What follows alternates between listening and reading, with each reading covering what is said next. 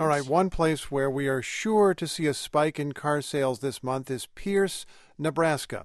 An unusual car auction will take place there in a few weeks. It's being called the White Whale of Classic Car Collections, with more than 500 classic automobiles for sale, many of them with fewer than 10 miles on the odometer. The cars all come from one man. Ryan Robertson of NET News reports. In the northeast corner of Nebraska, an old car dealership long closed is generating a lot of buzz.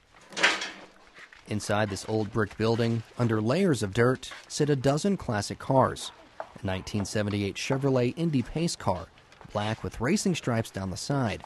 There's a 66 Bel Air sedan, the name of its color, Tropic Turquoise. And there's more, lots more. This is a new 1964 Impala, and if you wipe away the dirt, it's shiny underneath. That's the auctioneer Yvette Vanderbrink.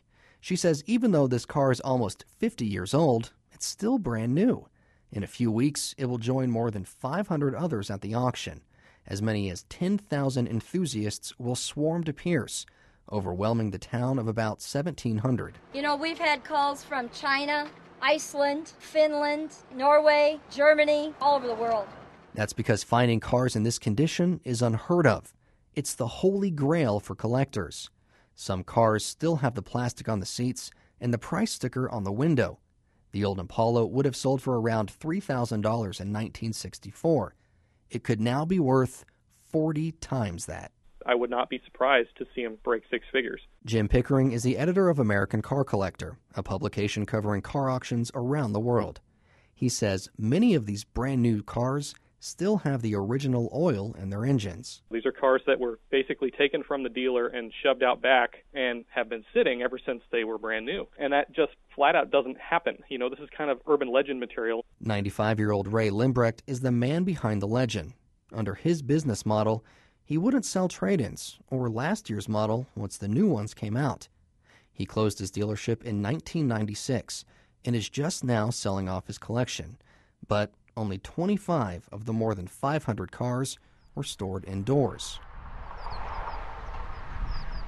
The rest were taken here to a field and left outside for decades. Row after row of rusted-out chassis show the effects of being left to the elements. One Chevy Deluxe from the 1950s even has a 20-foot tree limb growing out of the bumper. To the right collector, though, they're still valuable. And that's why we're not washing them and we're not getting them running, because we'll let the collector decide what they want to do with them, because they are true survivor cars. Rich Callender plans to bid at the auction. His brother bought a new Chevy Impala Super Sport from Ray Limbrecht in 1964.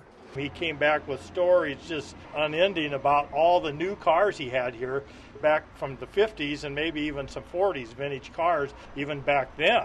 Callender eventually sold his brother's car, a decision he still regrets. But if Callender takes home one of these cars, he'll likely have some stiff competition.